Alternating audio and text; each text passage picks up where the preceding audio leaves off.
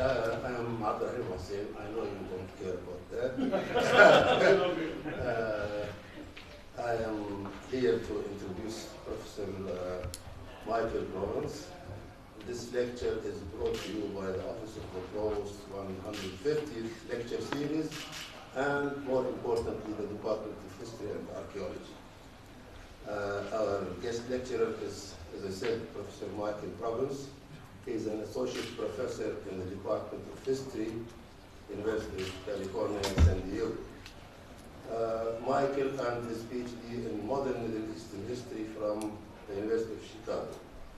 He is the author of the book, The Great Syrian Revolt, which was recently translated and published in Arabic and widely reviewed, and I presume widely read as well. His forthcoming book is The Last Ottoman Generation and the Making of the Modern Middle East. Michael was a visiting professor in our Department of History and Archaeology at AUB. He is a personal friend of almost all of us, and we welcome him warmly. And before I give him the floor, I would like to say that by courtesy of the Office of the Provost, represented here by our colleague, the Associate Provost, there is a lavish display of food and drink at the reception in the common room next door. Dr. Provence, you're welcome.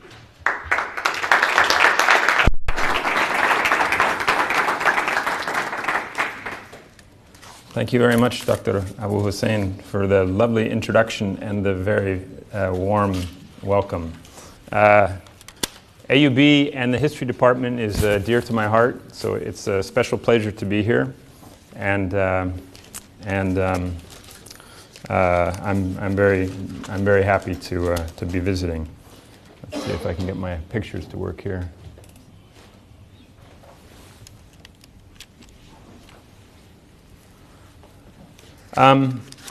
I came to AUB from Damascus as a graduate student in 1998, and when I came here, it was I love Damascus. Damascus is my true love, and I came, but to be in the history department at AUB was a tremendous pleasure and a great privilege, and so I was guided and taught and helped by teachers who became dear friends and colleagues, but because they were also my teachers, this makes me a little nervous as a student who is talking about research in front of my teachers.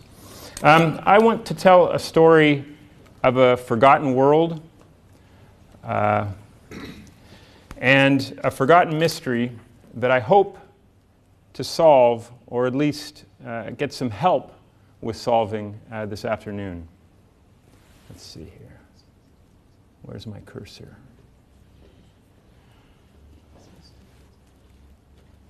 Huh. I can see it, but you can't. Yes, we can. Yeah, we can. No, that's not what I want you to see, actually. Yes, we can. Technical difficulties are the most frustrating thing always. The cursor seems to be not moving. It's on there. Okay, so if we click it, yeah, I got it. So we have I to see. work on No, that it's one. okay. I can do We it. have to work from that one. No, I can do it. Yeah. No, it's Where here. is the- It's here. Just click here. Are you sure on Yep. this display? Yep. That's it. Okay. There we go. That's perfect. It's okay. Yep. Okay. It's good. I can do it. Malish. Okay. Yep. Close this. Okay. There we go. It's a nice one. It's a familiar picture. A story of a forgotten world and a forgotten mystery. Now, you may have noticed that the title says A Beirut Murder Mystery circa 1937. This is not only a forgotten and highly obscure episode, but I am probably the only person these last 80 years who thinks that it may be a murder mystery. So for the last 80 years, no one else has thought that it's a mystery. So I learned from a great historian not to sometimes let the evidence get in the way of a great story. You'll have to see whether, over the course of the time that I'm going to spend with you this afternoon, whether there is any evidence here to suggest a mystery. So I need your help, and I want your advice over the course of this time. Now, there's an argument that I want to make too about Yassin Pasha al-Hashimi and his times, and the argument is that the political and politics, political leadership and politics of the interwar period in the Arab East and in Turkey were products, these individuals, these political leaders, were products of the Ottoman state civil and military educational system. And that these people who had gone through this system, but many of the people who survived the Ottoman War, the Great War, and so on, were products of this system, and that they embodied the attitudes and culture and habits that they acquired in the educational institutions of the Ottoman state, and the experience of continuous war between 1909 and 1923. So I think this is not a necessarily particularly controversial argument, but the argument matters because if we look at the region, the Arab East and also Turkey, the post-Ottoman world, people will argue and do argue that the differing social and political outcomes of the post-Ottoman successor states have usually been attributed to essentialist claims about culture, ethnic identity, or religion. And I think that we can show by a close examination of the history of the period and the late Ottoman period that these claims are mostly wrong and can be shown to be wrong by the examination of the institutions and structures of the late Ottoman period that formed the people who had positions of political leadership in the 20s and 30s. So, on to the story.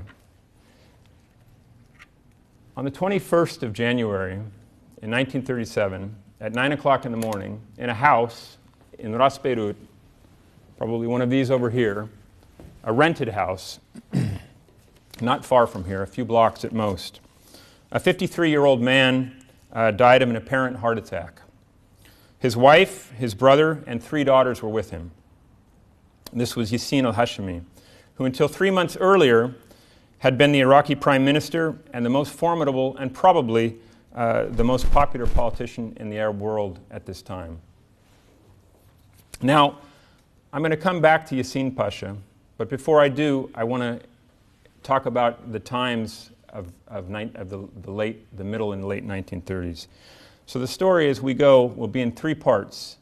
The background to the times of Yassin and the middle 1930s, his background as an individual, as a person, and finally, in the last part, the 3rd part, the mystery, or what might be the mystery, of his final months. So let's imagine 1937, January 1937, 80 years ago, almost exactly. It was 20 years after the Balfour Declaration. It was about 18 years after the end of the Ottoman Great War, the 1914 to 1918 war. It was 16 years since the beginning of the mandates in Syria and Lebanon, Iraq, Palestine, and the declaration of Greater Lebanon and the system of sectarian representation that came with it. 1937 was about 10 years after the end of the Great Syrian Revolt in 1925 to 1927, which, among other things, buried the system of sectarian representation that the French government wished to install in Syria. This is also a forgotten episode. But the system that exists during the mandate here was attempted to be placed in Syria as well. And that revolt, in part, defeated that project. 1937 was 4 years after the nominal but not actual independence of Iraq, the first independent mandate of the region in the period. And it was a little more than 2 years after Yassin al-Hashimi became the strongest and most popular Iraqi prime minister since the institution of the Iraqi Faisal's kingdom in 1921. He had become the leading politician of the Arab world, a symbol of independence, of pan-Arabism and pan-Arab aspirations. During the course of the mandate in Iraq, King Faisal, while he was alive, had repeatedly appointed Noria Said to rule when it was necessary to get a treaty or a negotiation through the British government, and appointed Yassin al-Hashmi when it was necessary to gather the support of the Iraqi public. So in 1932, in late 1932, during the independence negotiations, Yassin accused Nouri of trading temporary mandate for permanent occupation with the Anglo-Iraqi Treaty. Yassin's supporters agitated for an end to the monarchy, the creation of a republic under his leadership. And in the midst of the debate over Iraqi independence, Yassin published a newspaper petition that proclaimed, this is in 1932 or 33, "We did not throw off the yoke of Abd al-Hamid II to suffer under the yoke of Faisal," which is very interesting when you think about the usual claims about the Ottoman yoke, the Turkish yoke, that has been repeatedly alleged to have been the oppressor of the Arabs.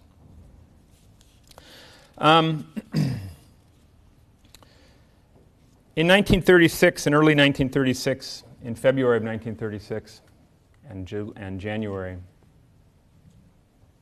there's a nice picture of Beirut. The National Bloc government in Damascus began a Syrian general strike that paralyzed the country. This is a picture of Damascus about that time with the Barada here and the Victoria Hotel there and the Jisr Victoria there. You can see the original Jisr Victoria. The general strike was successful, and the leaders of the strike, Hashim al-Attasi, the leader of the National Bloc government, Feras Khouri, and Jamil Mardambey, were invited to go to Paris and negotiate a treaty with the French like the treaty that had taken place in Iraq. So the treaty negotiations with Iraq were taken as a successful example of what could take place. They went on their way, and they got to France and began to negotiate with the French government, and the French government fell, and the negotiations were stalled. Now, at this time, Yassin al-Hashmi, the prime minister in Baghdad, became the benefactor of the Syrian independence effort in Paris. And while they were there, stuck, waiting for someone to talk to, Yassin continued to pay their hotel bills and all of their expenses for the Syrian delegation to stay in Paris throughout the entire spring of 1936. In April of 1936, the example of the Syrian general strike inspired a Palestine general strike that took place in April of 1936. And Yassin al-Hashmi was considered by the Palestinian politicians who instituted the general strike to be their inspiration and their principal international supporter. And he promised, and this is deep buried in the archives, military intervention, undying support for the treaty negotiations in Syria, and military intervention should it become necessary, if the military intervention from Iraq, in other words, should it become necessary if the treaty in Syria was unsuccessful. And he promised the same thing to the Palestinians as well. So in this way, Yassin al-Hashmi became the leading and the exemplar and the person who put his money where his mouth was when it came to leading the region in the struggle against European colonialism in the 1930s. So I want to go to the next part of the talk now and talk about who this person was. Who was this forgotten politician, Yassin Pasha al-Hashmi? This is a picture I especially love. It's school picture day, and you can see the stern schoolmaster is up there with his tarbush. Of course, the older boys also are wearing tarbushes. But the stern schoolmaster is up there. But even though he's stern, he can't keep them from goofing off, and they're poking one another and giggling a little bit. So this was a common experience, this late Ottoman school experience. And somewhere there's a photograph, I don't have it, but somewhere there's a photograph like this of Yassin al-Hashimi and lots of other boys who were products and experienced the Ottoman school system at this early stage. He was born in 1884, the second of three sons of a Baghdad Mukhtar, whose name was Suleiman Hilmi. He attended the neighborhood Ottoman primary school, where a photograph like this would have been taken. And then he attended the Baghdad military middle school, which I think you'll recognize. This is Beirut, of course, but all of the provincial capitals, Baghdad, had schools like this. This is the Hod al-Walayat school on the way to the airport that you'll recognize, and there's the Ottoman photograph of the same school. This was for 20 years an Ottoman military Rushdiya academy or middle school. So Yassin and his two brothers attended a school like this. When they got there, there's a similar school in Baghdad. When they got there, they found out that that there was no tuition due. No one paid any tuition. It was all fully subsidized by the Sultan. They received new frock coats, brass buttons with imperial coat of arms on them, and a crimson tarbush. And as you can see, they were proud of their uniforms. After 3 years of the middle school, Yassin and his brothers and lots of other young men at the end of the 19th century went to the military high school, one of which was found in every Ottoman provincial capital: Damascus, Baghdad, Adana, Ankara, Salonika, and so on. There were enough of these schools that by the end of the 19th century, they were educating thousands of boys, all of whom were fully subsidized and all of whom were expected to go on to become officers in the Ottoman army. There was also a civil system, but that was separate and that cost money. So ambitious families sent their sons to this system, and people from modest backgrounds were educated in this way. Now, the state had invested hugely in the construction of these schools, as you can see. Like I say, the structures around here, the Sanaya school, the Rushdiya school, and there's others like the Maqasid school, the Maqasid Girls' School, which was the Sultani Academy at this time. These were the grandest buildings in Beirut, and they were the grandest buildings in other cities around the Ottoman state at this time. So this was a very big project to institute state education throughout the empire.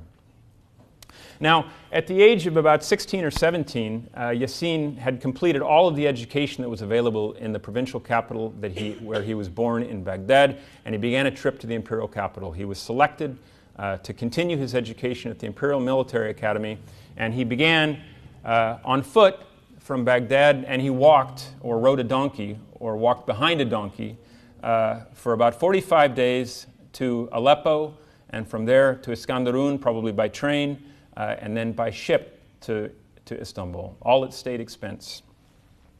And when he got there, he entered this school here, which is in the upper left-hand corner. There's his teachers, there's the students drilling, there's where they slept, and this is where they ate. I don't think it was this grand every day, but it's a photograph. So we have to take it with a bit of a grain of salt. Now, he was there for an additional 3 years with about 1,500 other young men who were enrolled at any given time over the course of these 3 years. So the classes were about 500 per time. Now, it seems that Yassin was at the very top of his class. And like a very small percentage, about 10% of the people who were at the very top of the class, he was selected immediately to go to the Ottoman Staff College, the Military Staff College, where he graduated at the age of about 22 or 23 in 1905 in a class of about 20 young men. So this was the elite of the elite. In this class was another young man of similarly modest background, even more modest than Yassin, because this man was fatherless, named Mustafa Kemal, in the same class of 20. The year before, a person named Aziz Ali al-Masri had graduated at the very top of the class. And the year after, a person named Yusuf al-Azmeh, who of course was famous in Damascus, graduated also from the Staff College in a class of fewer than 20 young men. They were immediately commissioned as staff captains, and they were, like I say, the elite of the Ottoman system. All of them took part in the Ottoman Revolution on some level, the 1908 and 1909 counter-revolution. Now, as exemplars and representatives of an elite military culture, not different from some of the elite military cultures that were existing in modernizing states in Europe, they didn't have the same view of the liberal modernization that some of the members of the state would have had. So for the military, for people like Yassin, this is what they thought the revolution was about. This is what they foresaw. For others, it's press liberty, progress, money, and constitutional legal guarantees of citizenship. But as military exemplars, their idea of what the state stood for, what their role in it was, and what role they would play was not quite the same as, we're not talking about Democrats here. We're talking about the civil servants of a modernizing empire, but not people who believed in mass political participation. They expected to be in charge. Now, all of them took part in the First World War as well, of course. This is the Liman von Sanders there in the center, and I think this is Yassin Pasha to his left. In 1914, Yassin al-Hashimi was a 30-year-old staff major, or a bin basha, and his colleague and classmate, Mustafa Kemal, was one promotion ahead as lieutenant colonel. He'd been promoted a couple of months before. Yusuf al-Azmeh, who I mentioned as well, had a similarly lofty rank, but probably because he came from a very notable and important Damascene family, unlike these other fellows, Yusuf al-Azmeh had a series of more impressive, higher status appointments, including being the aide-de-camp to Anwar Pasha during the course of the war. Yassin and Kemal were both promoted rapidly through the course of the war. Of course, Yassin was younger than Kemal. And all of them finished the war with their reputations intact. Yassin finished the war as a major general at the age of 35. Kemal also finished the war as a major general at the age of 37, which is to say that Yassin Pasha was promoted faster than Mustafa Kemal in the Ottoman ranks through the course of the Great War, faster than the person who became Ataturk. At the end of the war, Kemal was in command of the 7th Army on the Palestine front, which bore the brunt of the Battle of Nablus that ended the Ottoman Empire. Yassin al-Hashimi was in command of the 4th Army, which was further east, and Kemal commanded the retreat north towards Aleppo and the train line, which became the Armistice Line and the border until today. And Yassin al-Hashimi was injured, seriously injured, and fled from Daraa and went into hiding in Damascus. Now, at the end of the war, Yassin al-Hashimi became the chief of staff to Faisal's government in Damascus. And Yusuf al-Azmeh became the minister of war. Neither of them had joined the Arab Revolt. Both of them had remained loyal and in service to the Ottoman Empire throughout the entire course of the war. And Yassin only was unable to retreat north because of his wound. In fact, later on, and I'll get to that in a minute, he attempted to rejoin the Ottoman army during the course of the early 1920s.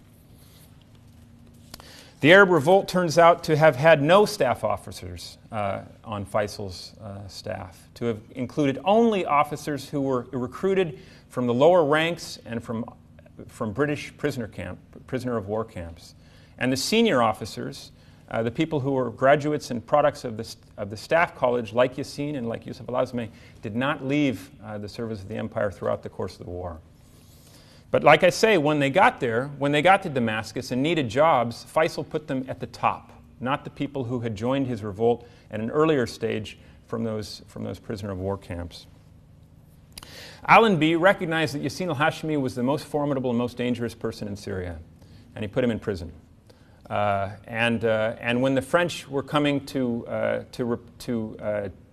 challenge Faisal's government in 1920, Yassin al-Hashimi was still in prison, and Allenby said to the Foreign Office, "What do I do with him?" And they said, "Well, tell the French." And he did, and they said, "Well, we don't know what to do with him," so he released him. And Yassin al-Hashimi and Yusuf al-Azmi had both attempted, fruitlessly, to mobilize defensive leftovers of the Ottoman army in Syria to fight against the eventual French invasion of inland Syria. Unsuccessfully, Faisal defeated their efforts, and they were unable to do much in the way of defending Damascus from General Gouraud's forces when they came. Of course, Yusuf al-Azmi was killed by a shell burst at Maysalun in July of 1920. Faisal went into exile on the hisab of the Foreign Office in a hotel in Cairo. Yassin went and fought in in Anatolia and the Upper Euphrates in the Iraqi revolt, and attempted, like his brother, who was still in Ottoman service, his brother Taha Hussein, or Taha al-Hashimi, sorry, different Taha, attempted to rejoin the Ottoman army. Mustafa Kemal said, "No, you can't come back because you've been out of Ottoman service for too long." But I think it's entirely plausible that Kemal didn't want a rival who was similarly distinguished and seasoned as Yassin al-Hashimi was to be involved in the national movement in Anatolia. So Yassin al-Hashimi was unemployed and stateless and penniless and had 3 daughters and a wife. I don't know where they were. It's not clear. And in 1921, after failing to rejoin the Ottoman army and being rejected by Mustafa Kemal, he asked King Faisal if he could come to Iraq. And Faisal said, "No, we don't want you."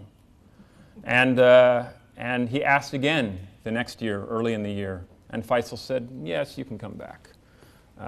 But stay out of politics. Don't get in my business." And Yassin returned to Baghdad after an absence of probably close to 20 years since he had left as a young man. And quite quickly was identified as a person necessary for the functioning of the new state. And Faisal asked him to become the governor of a rebellious desert province, which he took over and was humbled, intentionally humbled, humiliated, in fact, by Faisal for this. And, of course, the last thing he had been offered was Prime Minister of Syria in the months before Maysalun, which he had refused, realizing what was happening, what was going to happen in Syria in the summer of 1920. 12 years later, in 1935, Faisal was dead. Iraq was nominally independent.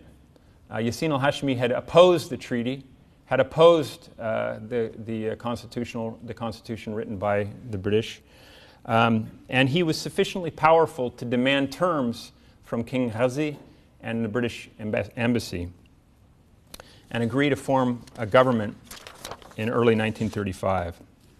So now I want to turn to the third part of the mystery. There's a picture of Professor Abu Hussein and I were talking about this photograph because this is in Ukraine in 1916. So it's interesting to think that there was an Arab general commanding an Ottoman division on behalf of the Austro-Hungarian Empire in 100 kilometers from Poland and 200 kilometers from the Black Sea in 1916. So this is not the way the Great War is remembered, I don't think. And I mean, the role of people like this is not remembered either.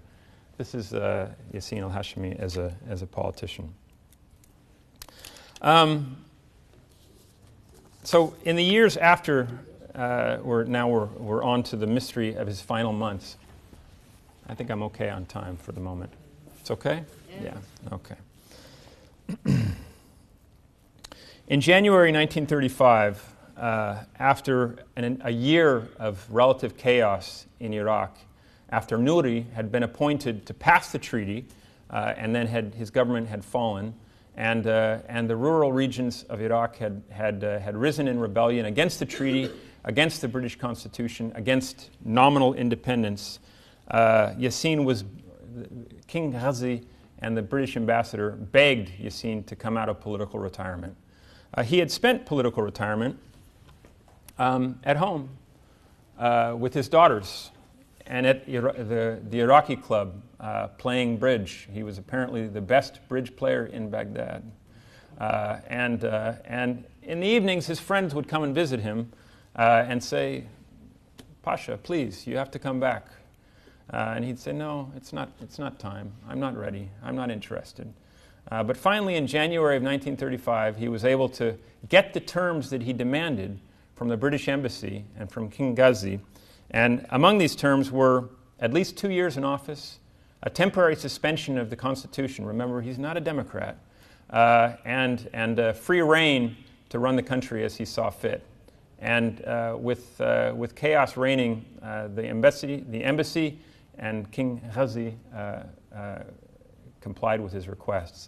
This is, I'm pretty sure that this is Madiha on the left, his eldest daughter, who he sent at about this time to AUB for her college education, which I think is a notable indication of a pretty forward-thinking father in 1932.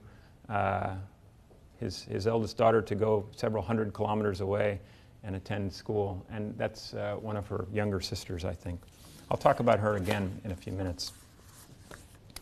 The new cabinet included Yassin's brother, Taha al-Hashimi, as the chief of staff of the army, and a selection of ex-Ottoman officers and Ottoman-trained lawyers, about half and half. Half lawyers from the civil system, half officers from the military system. The government issued an 18-point program of progressive nationalist principles.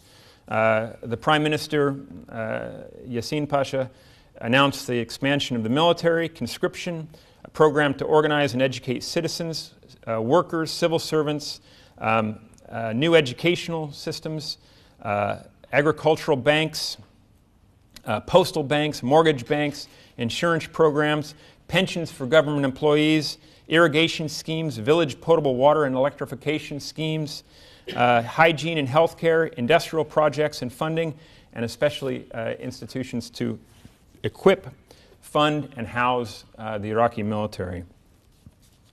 In the period of his 2 years in office, the state instituted import substitution laws favoring local production of all kinds of products, and industrial venture tax credits and incentives for all sorts of new industrial ventures and state operations. And he attempted and apparently succeeded in asserting full state control over the country, its people, its economy, its borders, and its natural resources. And something that was not supposed to be part of the bargain, its foreign policy, because this was allowed to the embassy and the British government in the terms of the Anglo-Iraqi Treaty. Obviously, the model was the Ottoman Unionists and what Kemal was doing and had done in Anatolia. But the lineage of these kinds of ideas go into the Unionist period, certainly. It doesn't originate with Mustafa Kemal. He determined to make sure that oil deposits not already under Iraqi Petroleum Corporation Company concession would be controlled by the Iraqi government, and he threatened subtly but clearly the British Protectorate of Kuwait and its oil deposits and the Emir.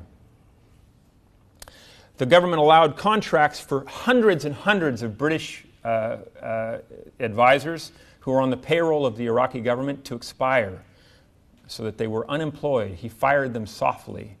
He was constitutionally, by treaty, bound to employ British advisors. Their salaries were inflated. They were paid many times more than Iraqi employees in the same ministry. And in fact, part of the treaty was that they were to be paid more than colonial office employee in India. So to be sent to Iraq as a British civil servant was a gold mine. It was a bonanza. Yassin ended this. And it was rumored that when he re-tendered the applications for employment, he preferred Germans. So in 1935, the British were quite upset about this. They didn't like it so much at all. But, I mean, he was an Ottoman officer after all. So he supported and sent an armed force, to fight in Palestine and militarize the Palestinian general strike in the spring of 1936. And Fawzi al-Kawakji, who was in Baghdad, working as an instructor in the Iraqi military academy, went with a contingent to Palestine and began to fight with tremendous effectiveness and a sense of panic against the British forces in Palestine in late 1936. Tahir al-Hashimi, his brother, the chief of staff of the military, and this is where we get to the mystery. We begin to get to the mystery. I'm trying to paint a picture of British discontent and anger and unhappiness and panic and anxiety with what Yassin al-Hashimi was able to do and seemed to be doing and seemed to be succeeding in doing in Baghdad. The British government by the treaty, was bound to provide all of the weapons for the Iraqi military. The Iraqi government was not allowed to go outside the British Foreign Office in contracts for its military weapons. But Yassin and Taha wanted to purchase more weapons and more advanced weapons. And they placed the orders as they were supposed to do with the British government. But the British government didn't fill the orders, and the weapons were not forthcoming. And so, in August, Tahir al-Hashimi flew to Berlin, and he began to review military arms factories in Berlin, and review military training, and look at the things that were happening in Germany. He didn't buy any weapons in Germany. He went to Czechoslovakia, to Prague, and he contracted to buy a variety of weapons that the British government had refused to furnish to the Iraqi government from the Czech arms merchants. From there, he went on to Ankara and visited with Mustafa Kemal and his old comrades on the Turkish general staff, who, of course, were products of the same schools and the same campaigns that he and his brother had served in. In his absence, an ex-Ottoman officer of rather lowly rank named Bakr Sidki was appointed temporary chief of staff of the Iraqi army. Bakr Sidki was an interesting person because he hadn't risen very far in the Ottoman army during the course of the First World War, but after the war he was embraced by the British mandatory establishment, and he was sent for advanced training to Sandhurst and further to India, which was something that was quite unusual. So he was considered, I think, by the British embassy a reliable hand, a good man, Bakr Sidki. And he was in place in Baghdad in 1936, while the chief of staff of the army, Yassin al-Hashimi's brother, was absent on this weapons-buying diplomatic trip in Central Europe. At dawn on 29th October 1936, the day before Taha al-Hashimi was scheduled to return to Baghdad, RAF, British or Iraqi airplanes dropped leaflets over the capital announcing the overthrow of the government. The first coup in the Arab world in October of 1936.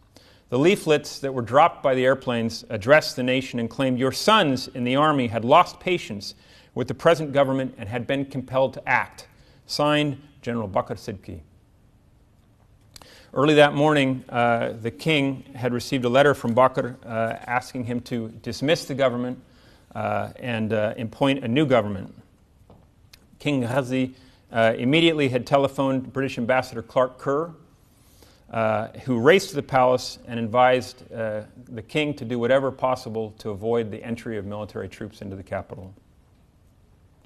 Yassin al-Hashimi arrived and in the presence of the king and the ambassador asked if the coup plotters should be met with force. Neither the king nor the ambassador answered this question, which according to Iraqi historian Abdul Razak Hassani indicated to Yassin al-Hashimi that they were in on the plot, that the king approved of the coup of Bakr Sidki.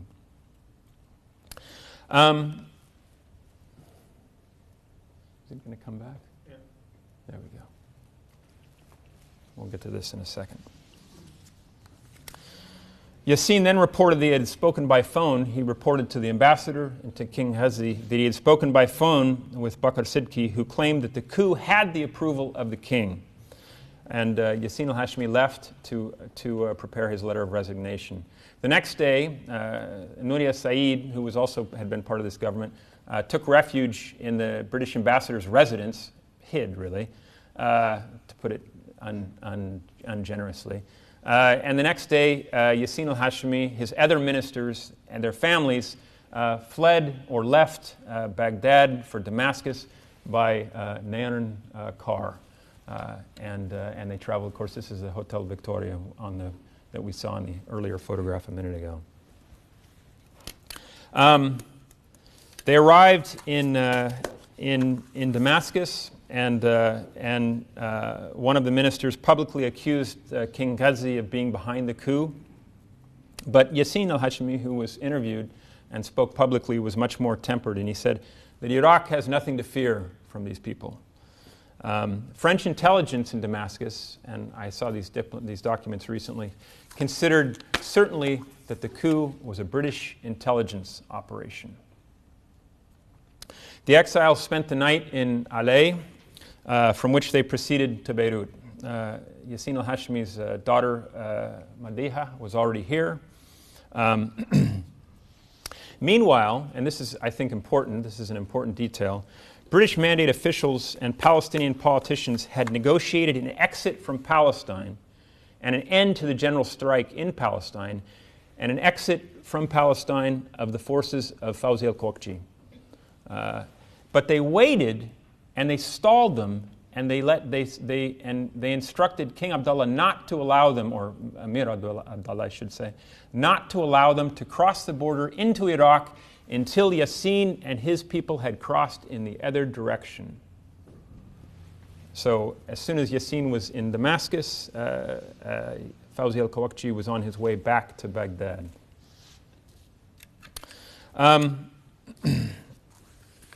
Iraqi Chief of Staff Tal Hashimi got the news after he returned from dinner in Ankara with his old pals at the officers' club, and he received a telephone call from the Czech embassy at the Iraqi legation, asking if they would still want the weapons since the government had changed.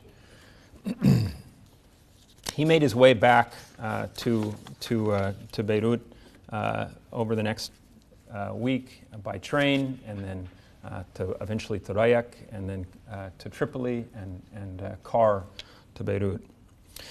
Yassin al-Hashimi took up residence in Beirut and received a long string of admirers and well-wishers, including members of the National Bloc from Damascus who thanked him for his support during the course of the treaty negotiations and reminded him that that they were happy that he hadn't needed to send military support in their treaty negotiations. And 2 months later, while he sat in his rented house, surrounded by his family, at 9 in the morning, he died of a heart attack, which was, according to the British Embassy and the British consul here in Beirut, a great surprise. And his heart affliction he had been ailing from his heart affliction, but it had not been generally known. And the consul was instructed to squash aggressively any rumors that something fishy may have occurred. That's about it for my evidence of that part of the mystery, I'm afraid. So if you think I've oversold my talk, I apologize now. Now, Yassin's body was his family, and I want to say a little bit about his family, requested that his body be returned to Baghdad for burial. And Bakr Sidki and the British government refused this. And so he had been being treated by AUB doctors, and when he had his heart attack, AUB doctors were summoned to his house. They declared him dead, took his body to the hospital. He was embalmed because they knew that he was not going to be going back to Baghdad right away. After a few days, the National Bloc government in Damascus invited him, begged, in fact, that he be buried in Damascus. And a procession, a burial procession, a funeral procession, left from the hospital, escorted by AUB students and Lebanese and Syrian politicians, first to the Omri Mosque downtown, and then over the mountains and through the valley, and to make a stop at the tomb of Yusuf Lazmeh in Maysalun, and then down Damascus and through the Wadi Barada there, and along here, and over the Jisr Victoria, and up the street, which is here, in front of the Hijaz railway station, and down this street here, which used to be named for Jamal Pasha. Am I going to trip? Yeah. I thank you for. It would be terrible. Down the street here, and into the Souk Hamadiyeh, and to the Umayyad Mosque, and to his burial place where he is today, next to the garden, next to the tomb of Salahuddin Ayyubi. Now, I'm going to finish here with the mystery. Among the people who was his family was his daughter, Madiha, who was also married by this time. She was about 25 years old at the time that he died. And she was married, and I think the family didn't know that she was pregnant, although she was. And she was married to an Iraqi, the Iraqi director of revenue, who was, by reputation, a person of tremendous talent, named Ali Mumtaz al-Daftari. The baby was born in September of 1937. And of course, he was named Yassin Mumtaz al-Daftari. And he's around, I think. And I am going to try to find him and see and I'll say a little bit more about that in a minute. So, the evidence of something fishy, I think, without being too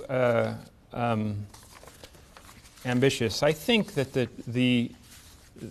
I don't think that many people have made an argument that this coup, that this event, this first coup in the Arab world was a British intelligence operation. But I think the evidence is quite overwhelming, in fact, that it was. And I'm planning to go back to the archives and look more. I cross-reference them with the French archives and the things that people said at the time, and it seems pretty solid. As far as assassination, this is much more difficult to prove, but I think it's not at all outside of the realm of possibility and in fact, perhaps likelihood. Now, it's a good story and it's a mystery, and I love a mystery, whether I've got the evidence to prove it or not. But I think it matters. There's an argument, and it's a kind of an important thing to think about. So we can say from the review of the life of Yassin al-Hashimi that people like Mustafa Kemal were not singular, that they were not exceptional, but that they were products of a system, and that there were other people in the region who were also products of a system. And the military and politics, the army and politics, is not a nice thing, and it's not a good thing. But if the army was in politics, if the army was going to be in politics, the outcomes for the people of the region seemed to be better if the army and politics were at least people who were competent, the best people, the smartest people, the most talented, the most educated people. And it seems to me that the products of the Ottoman Staff College fit this description. And it seems to me that if generals have to put on suits, which I think is a bad thing, almost everyone is much better off with the Yassin Pasha al-Hashimis and the Mustafa Kamals than the Husni Zaims and the Amil Lahuds of the... Yeah, so thank you.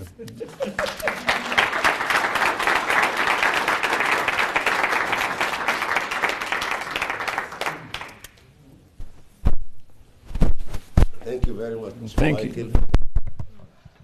Saying interesting is really not saying much about this most fascinating story of intrigue. And would you take some questions? Of course. Well, I suppose since it's a mystery, there would be a number of questions. Yeah, well, maybe... So if there are questions, Dr. Now's the time to find out how thin my evidence really is. Please. The memory of Yassin al-Hashimi is largely faded from public knowledge, and you paint a picture of a man. Thanks.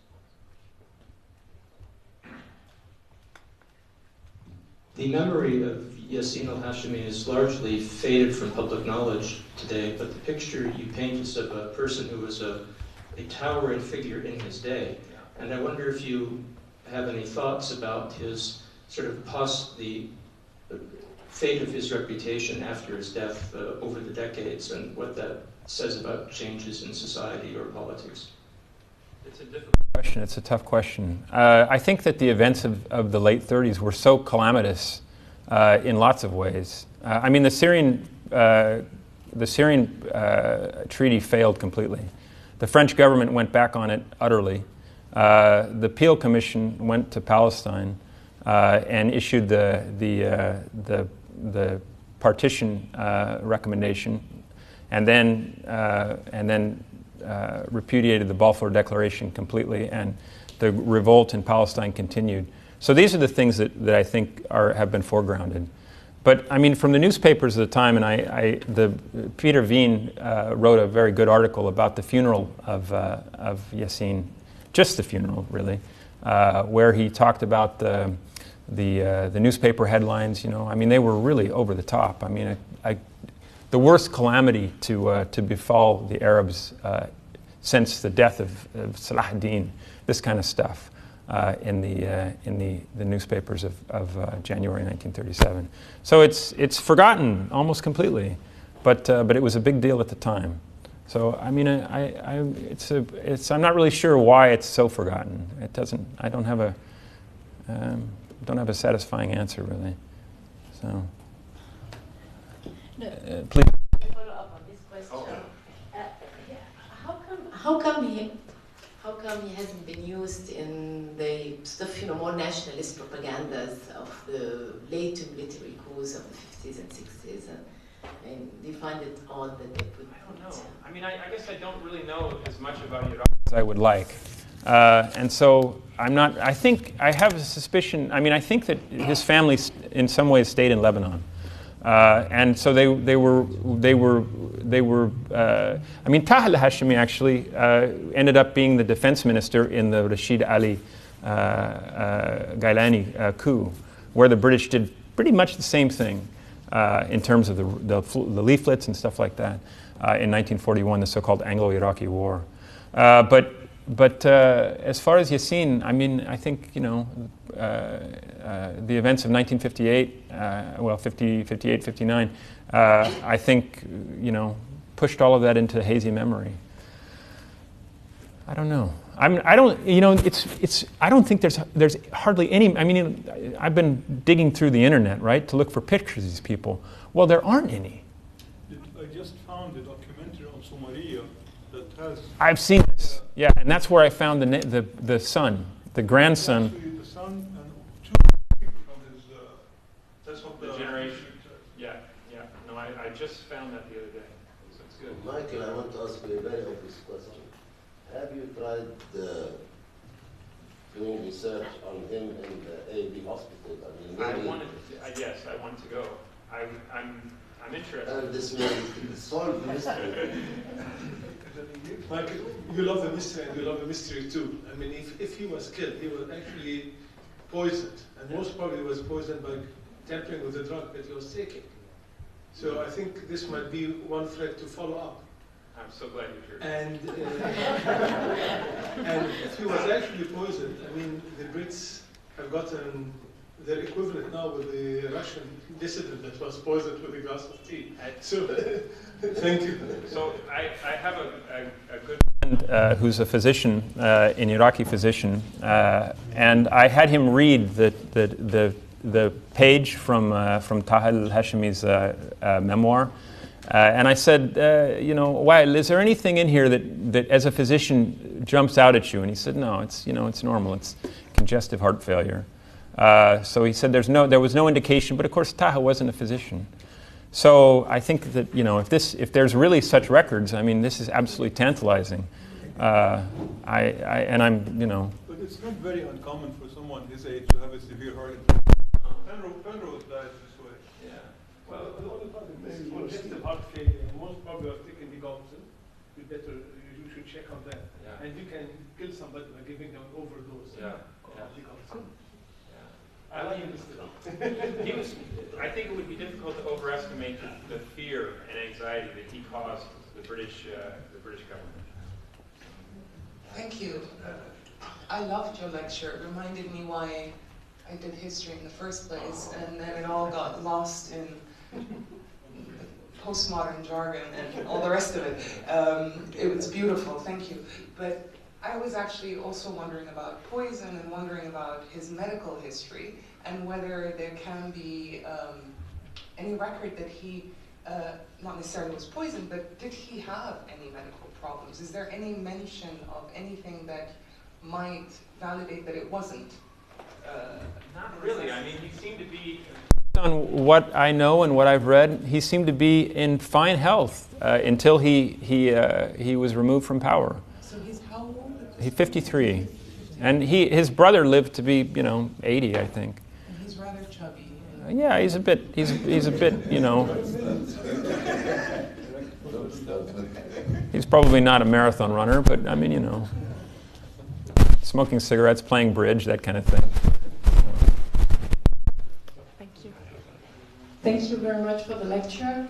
I was reading the memoirs of Taha al-Hashimi, and it's also a brilliant book. And his son, Suhail Taha al-Hashimi, writes the introduction.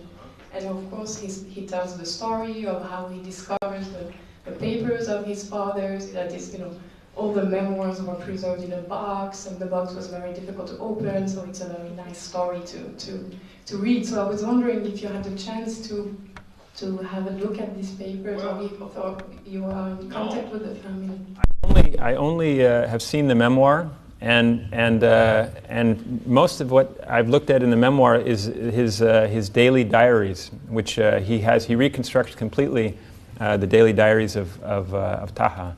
And so for me that's the main source for the last couple of months of Yassin's life. And also the chronology that places him, Taha, out of the country during the course of the military coup, which I think is a crucial detail. But this guy, sorry. Yes, Yassin Daftari, actually. He's living, according to my yesterday's Google search, he's living 2 blocks from the British Archives in Kew. I'm serious. He's 77 years old, so I'm going to hurry. But I'm going there next week. And I'm going to knock on his door. I don't know what's going to happen. But, we'll see.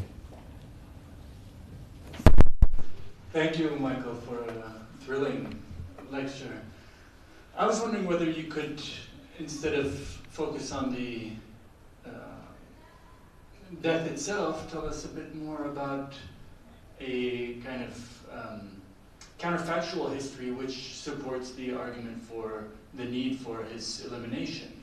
What would have happened had the Czech arms made their way to Baghdad, for example? What would have happened had Fazil Qawoji not been stopped before Yassin al-Hashimi made his way across the border? And a bit more to kind of reinforce the sense of urging of his elimination and taking a fairly serious decision to assassinate a major political figure. Well, I mean, the Palestine Revolt. It's not unusual. Well, no, I mean it's the dawn of it's the eve of the Second World War, and the British are terrified. I mean, also he's obviously very close with Mustafa Kemal, and at least on a diplomatic military basis, they were certainly political rivals and competitors as striving officers, but is an Iraqi Turkish Axis bloc the worst nightmare for the British Empire? It is, which I think is also part of the story of the First World War, in fact, and the Baghdad Railway and lots of other things as well. So they were not crazy. Murderous, maybe. Crazy, not. I would say. Yes, absolutely. I mean, it was not their fears were realistic, probably. These were formidable people, not, and they said as much, So.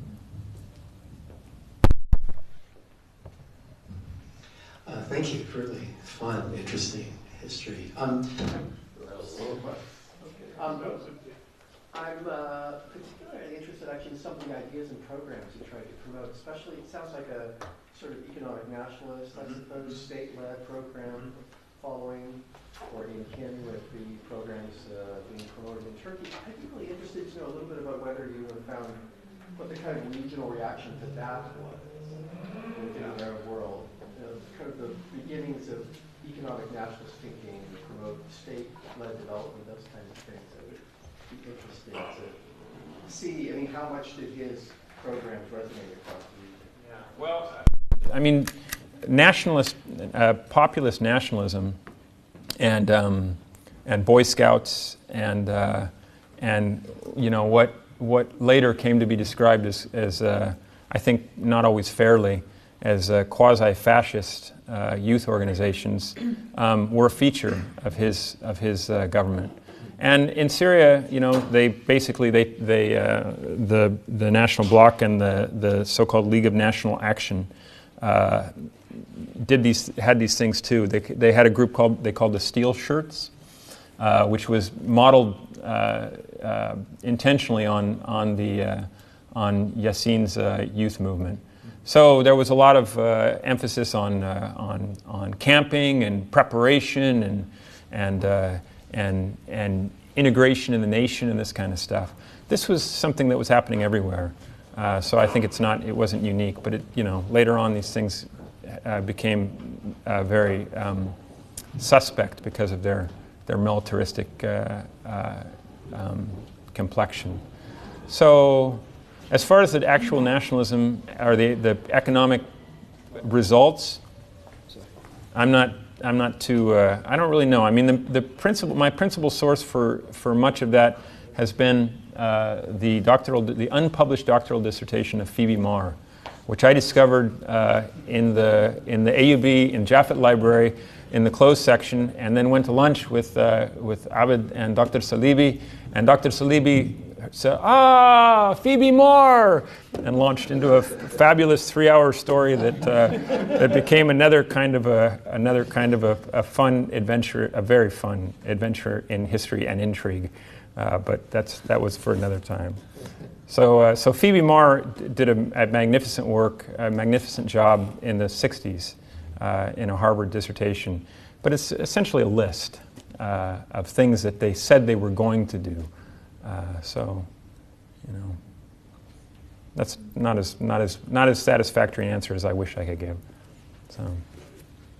I'm just wondering, usually when these security agencies kill, they do it very quietly, but they leave traces to indicate that they did it, and send a message that don't cross us because we're willing to go all the way. Yeah. Second, I'm wondering, where does Yassin and his brother feature in the German network, especially vis-a-vis their connection with Shakib al-Islam, who had set up shop in Europe and had been promoting Germany as a liberator of the Arabs from both the French and British. And given if you wanted to kill someone in Beirut, there was like a number of security agencies. You had the French here, the Germans were active, and the British had to surveil, to watch him. And this guy knows that he's being watched, so he would have reported this to different Okay, so I forgot to say this. I forgot to tell this story, Makram. So thank you very much for this little. So the day before he was killed, in Baghdad, his former chief cabinet secretary, who had not fled the country, who was a person named Din Yusuf, or Yanis, I think, Yusuf, was assassinated on the street during the course of his evening walk by somebody who pulled up, jumped out of a car, and put 3 bullets in him. Now, the embassy, British intelligence and the embassy, especially in Baghdad after the end of the mandate, they were separate. So there's the military, there's what they call the air command, because the air bases are really important. And then there's the embassy. And the embassy is political and not dealing with this stuff. So the ambassador undertook a seemingly legitimate investigation until he found out, and he reported, that he had been shot, this guy, Yusuf, had been shot with bullets that were only available to a selected tiny segment of the British military force because they'd only just been issued. And that was the end of their investigation. So they said his normal enemies appear not to be implicated. So that was the day before Yassin Yassin died. And sorry? Yeah, this is an important bit of evidence, actually, I would suppose. And the argument, or the embassy opined, and like I say, I remember these people don't talk to one another, especially the political segment and the intelligence segment. So the ambassador opined that he was killed because he remained in contact with Yassin. So that's pretty bad, I guess. And there may well be other stuff like that. So that is for sure. That's your. I mean, I mentioned this to Matthew Hughes, who some people know, who's a historian of the British intelligence and other stuff. And he said, "Why would they use a gun? They've got lots of guns." But your point indicates exactly why they would use a gun that was identifiable, and they could say that it's a fingerprint, it's a trademark, it's a stamp, we did this. So I mean, I think is that what you're? Yeah. John, please. Sorry. Sorry.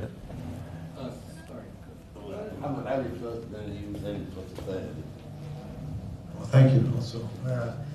I was thinking that his brother Taha must have some ideas about what happened, and So what happened to Taha himself? You said he lived till 80, but yeah, he went how did he react to all of this? Well, I'm not sure exactly. His future I mean, career, was he still prominent? His career in Iraq was. I mean, maybe you know this memoir actually better than I do, but I think he returned to Baghdad. Bakr Siddiqui himself was killed 6 or 8 months later. He made a state visit to the. I mean, the thing is that the military. In fact, Bakr Siddiqui and I think the prime minister was Hikmet Suleiman, who ironically was the brother of the Ottoman Grand Vizier during the revolution of 1909. Anyway, Bakr Siddiqui went on a trip to Mosul and was assassinated in the officers' mess by an angry officer about 6 months later. And then Taha was able to come back.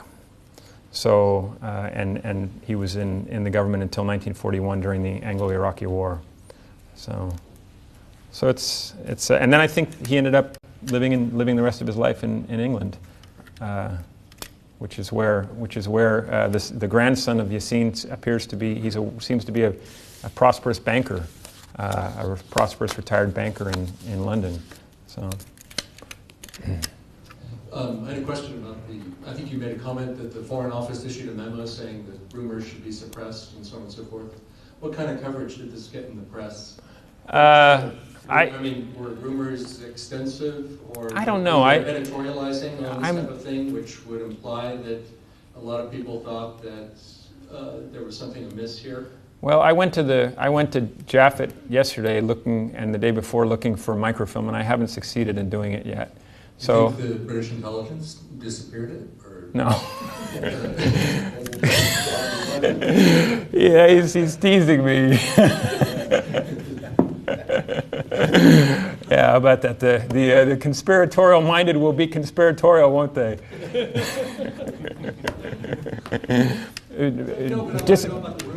I don't know. I haven't read the press. I haven't looked at the material yet. It's one of the things I want to do in the next few days.